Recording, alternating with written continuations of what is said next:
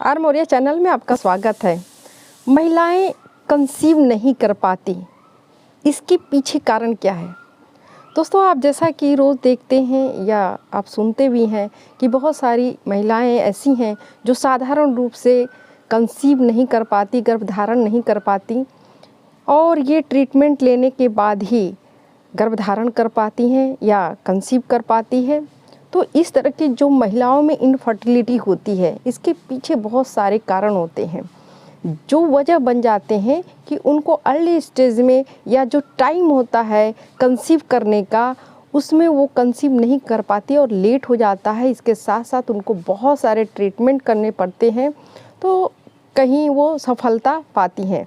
तो ऐसा पहला चीज़ जो है एंडोमेट्रियोसिस। दोस्तों, ये 20 से 40 वर्ष की महिलाओं को होता है और ये जो एंडोमेट्रियल ऊतक है वो उसमें एक असामान्य वृद्धि होना और वो गर्भाशय से बाहर निकल जाता है। कभी कभी तो ये आंत, ओवरी और फैलोपियन ट्यूब तक ये बढ़ जाता है, जो कारण बन जाता है कंसीव ना करने का।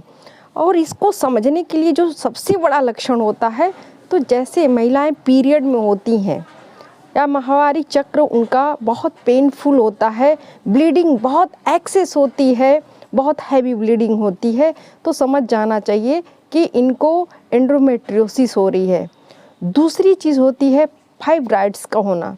दोस्तों, फाइब्राइड्स एक असामान्य वृद्धि होती है ऊतक का, जो कहीं पर भी हो सकती है, लेकिन जब यूट्रस में ये असामान्य वृद्धि होने लगती है तो कारण बन जाती है फाइब्रोसिस का। ये भी एक वजह है कि अर्ली स्टेज में कंसीव ना करने का। ये एक कोमल ऊतक के द्वारा होता है और नॉन कैंसरस होता है। इसमें कैंसर का कोई भी डर नहीं है, कैंसर होने के चांस नहीं है। ये सिर्फ एक ट्यूमर की तरह बढ़ जाता है जो अतिरिक्त दबाव डालता है यूट्रस पे और कारण बन जाता है कंसीव ना करने का। थायराइड की वजह से दोस्तों, अगर देखा जाए और आंकड़ों को निकाला जाए तो भारत क्या पूरे संसार में 70% जो इनफर्टिलिटी है महिलाओं में, उसका कारण है कि उनको थायराइड की प्रॉब्लम है। और जब थायराइड की प्रॉब्लम होती है तो आप जानते हैं हार्मोन्स का डिसबैलेंस होना होता है और इस डिसबैलेंस के कारण ही वो कंसीव नहीं करती। अगर कंसीव भी कर लेती हैं तो बहुत जल्दी मिसकैरेज हो जाता है।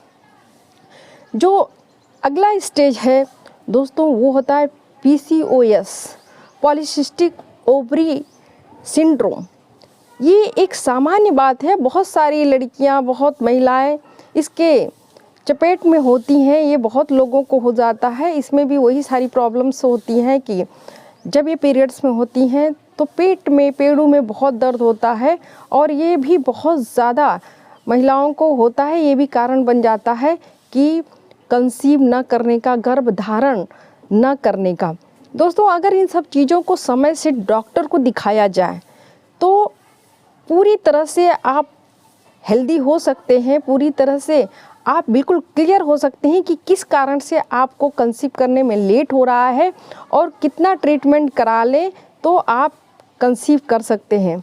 दोस्तों, मुझे उम्मीद है कि अगर ऐसी प्रॉब्लम आपकी है या आपके किसी जान पहचान या दोस्त यार की है तो उनको ज़रूर बताना चाहिए कि एक बार डॉक्टर से कंसल्ट करें।